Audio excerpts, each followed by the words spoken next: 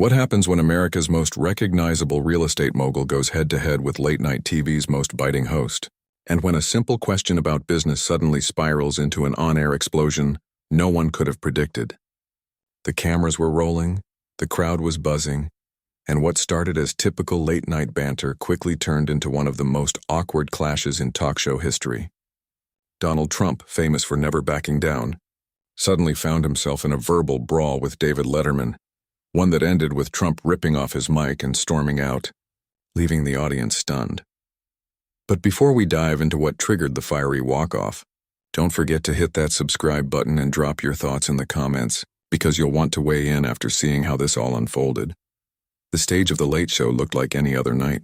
Letterman sat behind his desk with his usual smirk, shuffling blue cards while Paul Schaffer nodded from the keyboard. The crowd buzzed with excitement, the kind reserved for a big-name guest. And they didn't come much bigger than Donald Trump. From behind the curtain, Trump appeared, waving with his trademark swagger. He wore a sharp navy suit with a blazing red tie that popped under the lights. His hair was perfectly styled, his face carrying that half-smile of superiority. The applause was strong as he shook Letterman's hand and settled into the guest chair.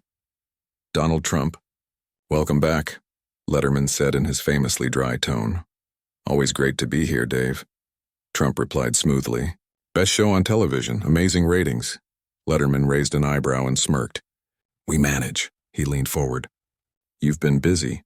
Tell us, what's new?" Trump leaned in, gesturing with his hands. "We're doing unbelievable projects worldwide. Towers going up everywhere. The Trump brand stronger than ever. People love it, Dave, they really do." Letterman nodded, flipping through his cards.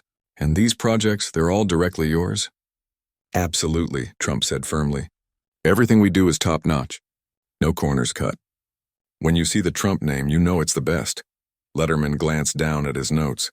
"But I've read about your licensing deals, partnerships. Sometimes you don't invest directly, you just lend the name. How does that work?" Trump shifted but kept his composure. "It's simple. The Trump brand is the best in real estate. Developers want it. We license the name, they build. Everybody wins. So you're not always personally involved in these deals," Letterman pressed. "Sometimes we invest, sometimes we don't. But the Trump name, that's what people want. That's what sells." Letterman leaned forward, his voice sharpening. "Here's what I'm curious about. Reports say there have been Trump-branded projects where buyers put down money. Sometimes they're life savings and either nothing got built, or what was built didn't match what was promised. What do you say to them?" The audience hushed. Trump's jaw tightened.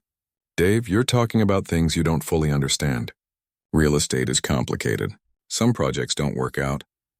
That's business. But we've always played fair, always followed the law, always tried to do right. But did you?" Letterman cut in. "These are ordinary people, hard-working families who trusted your name.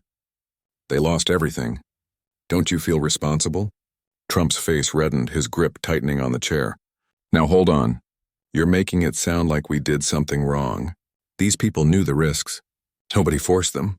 But you were the one selling them on it," Letterman countered. "Your face in the ads. Your name on the building. And then when it collapsed, you walked away. How is that not on you?" Trump jabbed a finger toward him. "Because that's not how it works. I don't personally manage every single project. We have teams. Sometimes things go wrong, that's life. It's not my fault." Letterman leaned back, pen tapping his desk. "So you take the money, slap your name on it, and if it fails, that's someone else's problem." The crowd was silent. Trump's voice sharpened. "That's unfair. You're twisting it to make me look bad. We've built more successes than failures. The Trump name means quality, does it?" Letterman asked coolly. "Because despite lawsuits and failed projects, your brand stays untouched. You profit either way while others lose." Trump leaned forward, glaring. "You don't get it, Dave. Business is risk. Some win, some lose. That's reality. But don't try to smear me." "I'm not smearing," Letterman said calmly. "I'm asking questions. Questions people deserve answers to." "There is no controversy," Trump snapped. "This is fake news. Jealous people trying to tear me down." Letterman shook his head. "You can't have it both ways, Donald. You can't take the credit when it works and walk away when it doesn't." The next moment shocked everyone. Trump shot up from his chair, the scrape of wood echoing in the silent room. The audience gasped. "You know what, Dave?" Trump barked. I don't have to sit here and be attacked. I came on as a favor, and this is what I get. Unbelievable, Letterman didn't flinch. This isn't an attack, Donald. It's accountability. Public figures face tough questions. This is an ambush, Trump thundered. You're trying to embarrass me. I'm just asking what the public wants to know, Letterman replied. If those questions make you look bad, maybe it's not the question that's the problem. Trump's face was crimson. He yanked at the mic on his lapel. I don't need this. I don't need you. I've got plenty of places where people treat me with respect. Letterman spread his hands. Respect is earned. Walking out on tough questions? That's not how you earn it. Trump froze, back turned to the desk, shoulders rigid. For a second, it looked like he might turn back. But then he squared up, stomped off stage, and vanished behind the curtain. The studio was silent. Letterman sat for a moment, exhaling before facing the camera. Well, he said dryly, that happened. Ladies and gentlemen, Donald Trump. For about 15 minutes anyway. Nervous laughter rippled through the room. Letterman leaned closer to the camera. You know, I wasn't trying to attack him. I was asking questions that matter. If you put your name on something, ask people to trust you, then when it goes wrong, you should be willing to answer for it. Is that really so unreasonable? The audience applauded. The band played him out, but the energy in the room had shifted. This wasn't just entertainment anymore, it was a live collision of ego, accountability, and power. So what do you think? Did Letterman push too far, or did Trump simply crack under pressure?